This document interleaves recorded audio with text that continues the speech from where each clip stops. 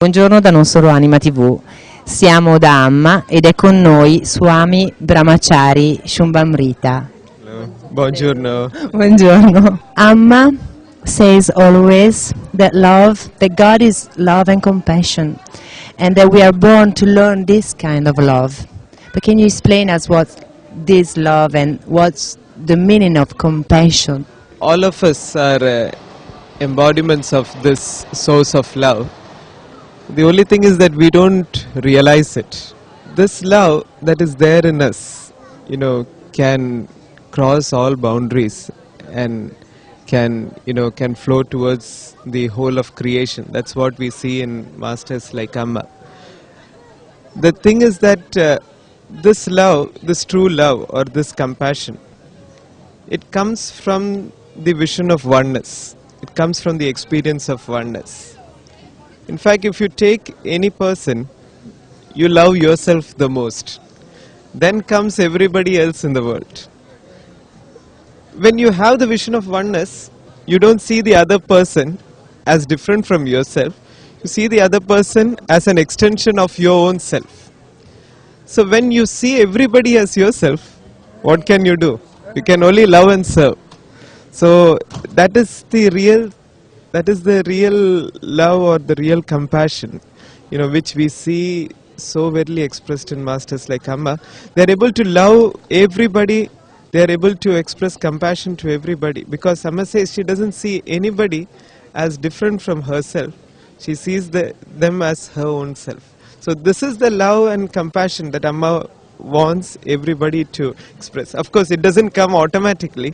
Right. What can we do? You have to start consciously. You have to start with a little of your actions. Be aware to express this love. Be aware to be compassionate. And slowly, as you go deeper into your practice, as you get more centered, you see this more and more getting expressed in your actions. And finally, of course, when the experience comes, it kind of bursts. Can you tell us, because Amma yesterday talked a lot about this happiness, joy and love, and to get through this joy, she says you have to have more conscious and getting more and more conscious and aware of it. How can we do that?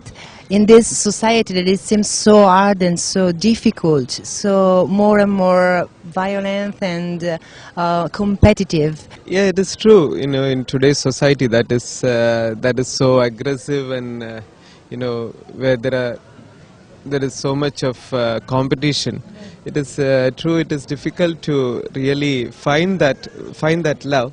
But again, the problem is in today's world, people are very hesitant to give.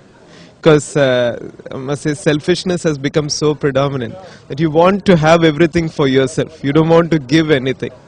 So the thing is that what happens is when you are caught in that mindset that I want everything for me, I don't want to give, and you are caught in the wrong thinking that in this lies real happiness, in possessing lies real happiness, people get very limited.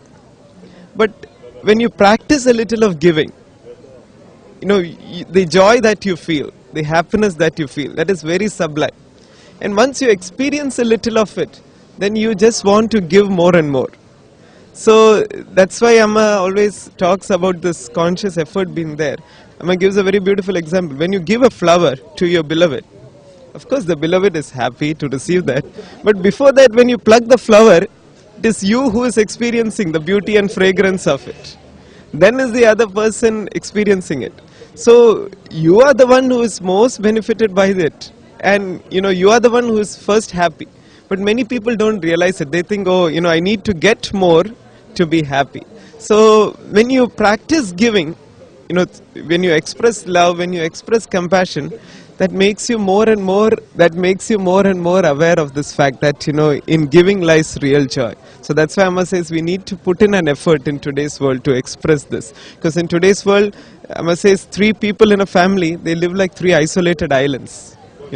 Everybody is so selfish, everybody has their boundaries, they don't want to share anything, they want everything for themselves.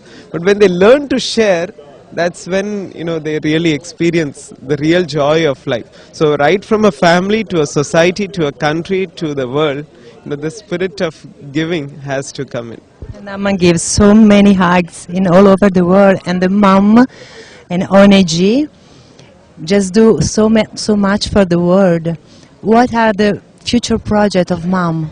Amma goes on increasing her projects. Her mission never stops. Amma says she meets the people individually, so she knows their day-to-day problems. So that's how all these projects have come up. Many times even we feel, oh, this might be, this might be one of our last projects. But then you can see immediately Amma announcing something much more bigger. And her ways are also unique. Even if she receives €1, through our activities, she will plan something for €100. That's Amma's way of working. So the future projects, I think Amma would like to spread the scholarship scheme for poor children, because so many children who are deprived of education and the day-to-day care. Amma has introduced a scholarship scheme for these children, and it started with about 30 to 40,000 children. Now Amma wants to extend it to more than 100,000 students. It's nearly there. Amma wants to also do something for the sex workers, for their rehabilitation. Amma also wants to start new projects for, of course, wherever there are disasters. Amma's organization is one of the first to reach there. That's tsunami, and Amma is very concerned about the global warming and issues like that. So Amma also wants to do a lot in these fields where we can make people more aware of how important it is to love and respect nature. They say that Amma is the Divine Mother, and her love and compassion is so big, but it's the feminine part of God. And how can we reach this part, this feminine, how is important for a human being? Every person is a mixture of both, of masculine and feminine qualities. Though you call a person a man or a woman, even in a man there is a woman, even in a woman there is a man. Right. So there are certain qualities that have been termed as masculine, certain qualities that have been termed as feminine. But there are these qualities that we call feminine. It could be love, it could be compassion, it could be patience, forbearance, things that we see in a mother. Right. These qualities are extremely important for bringing about an harmony in society. Because if it's only the intellect, if it's only the the calculative mind that is there, and this heart factor is missing, there will never be true harmony. And Amma always emphasizes on that, in awakening this motherhood, even in man, and awakening these qualities, these feminine qualities, which would lead to to real happiness in the family, because real happiness in society as well. So these qualities can never be compensated or never be bargained. They have a very important place. A message for women, men, children, old people, to everyone.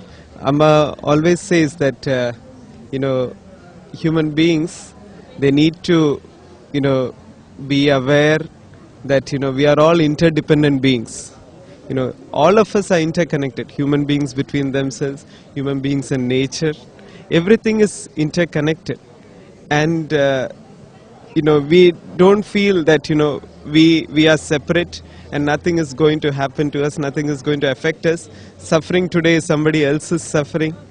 To get over this feeling and identify with others' suffering, and hand in hand try to face the situations that we are facing in the world today. May it be economical crisis, may it be the natural disasters, may it be crisis in the family. It's like a person sitting on the ground floor, on the 10th floor, and there is fire on the ground floor. And he says, oh, that's only in the ground floor. Why should I be worried? I'm on the 10th floor.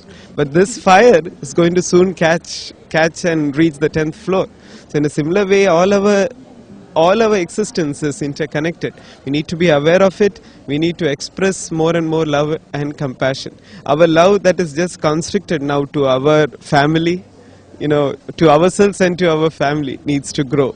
It should go towards society, towards the world as well, towards nature as well. And Amma always says, this constriction, these boundaries have to go, and this love, it has to flow. In today's world, we are all aware of our rights. If any right is not met, we will go on a strike. But we are not aware of our responsibilities. So along with our rights, we also become aware of our responsibilities, put in efforts to realize who we are, to realize our true self, realize the source of love and compassion that we have inside us. Thank you very much. Thank you. Mille grazie. Grazie.